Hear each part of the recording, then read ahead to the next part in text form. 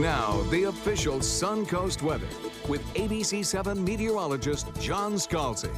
Warm out there right now, a little bit warmer than it was yesterday. We're at 87 degrees with the dew point, though. Oh, this is fantastic. 59. How about that? You just really don't get that in summer in Florida. 59 degrees. I think by the end of the week, we'll probably have dew point values that'll probably be once again in the mid 70s. And most everybody will agree when it gets up there, it feels pretty humid and sticky.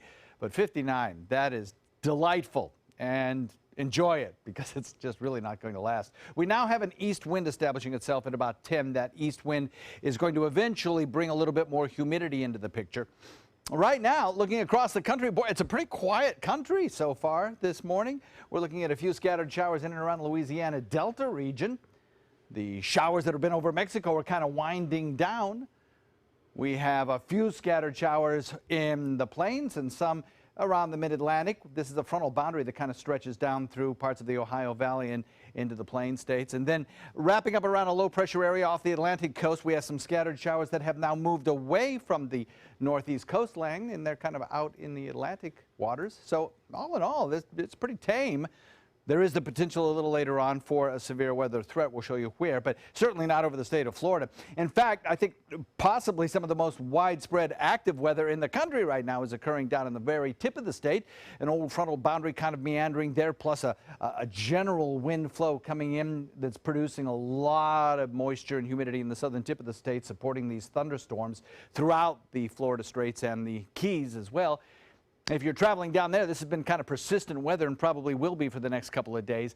It is a signal that eventually we're going to moisten up the entire environment around our area. But right now, the line between dry air and moist air is pretty sharp, and we're right in the middle of that drier air with that 59 dew point. It's kind of nice. Also aloft, the air pretty dry, so we get that nice blue, crystal blue sky. It's beautiful sunset material. So if we look now at the water vapor imagery, which shows you where the motions are, where the higher cloud tops are, actually not water vapor imagery, but satellite, colorized satellite view. You can see where the high, bright white cloud tops would be because they're colorized here in a bright red and orange. And earlier on through Mexico, we had some big, heavy thunderstorm activity here and flooding rains.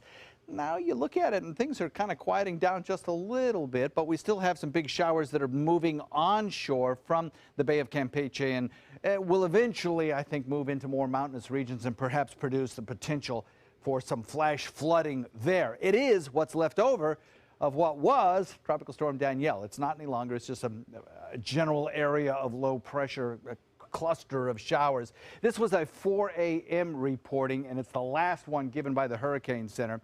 25-mile-an-hour winds, west-southwest at about 13, and that will continue onshore and basically just dissipate over the course of the afternoon.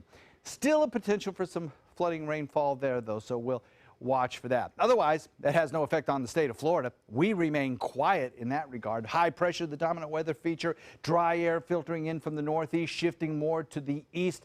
And as we shift to the east, over time, this high moves closer to the Atlantic. Our winds shift more east, even southeast, draws up the moisture, and we start to factor in the potential of some scattered showers as we wind up the work week. That's going to be happening, and you'll even notice, I think, an increase in the humidity as early as tomorrow. But for today, lower humidity, mostly sunny skies, and very small rain chance. So that's good news there. As far as the forecast for us goes, the drier air continues to be in place, indicated here by the tan colors on the water vapor imagery. That's locked in. That's giving us our blue skies and our rain-free skies. Only the slightest little chance of an inland shower. They'll never make it to the coast, though. Northeast wind coming in at about 10 knots. We'll have a moderate chop on bay and inland waters, and the forecast for the rest of the week shows that increasing humidity leading to better rain chances by the weekend. Scott?